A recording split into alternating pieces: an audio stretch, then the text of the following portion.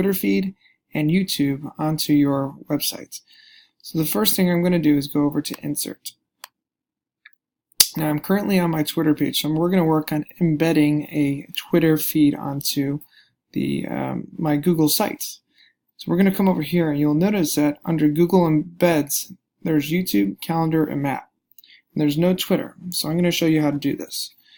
You'll need to go over to your Google or your Twitter feed and go up to Settings, Setting Privacies,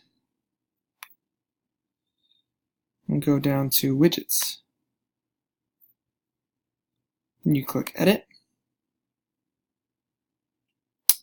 And what I'm going to do here is I'm going to take this and copy it and go back to our website. Click Embed. And I'm going to embed the code that I just copied. And press Insert. Now, here is my Twitter feed. I'm going to slide it over. I want to have it nice and centered. And as you can see,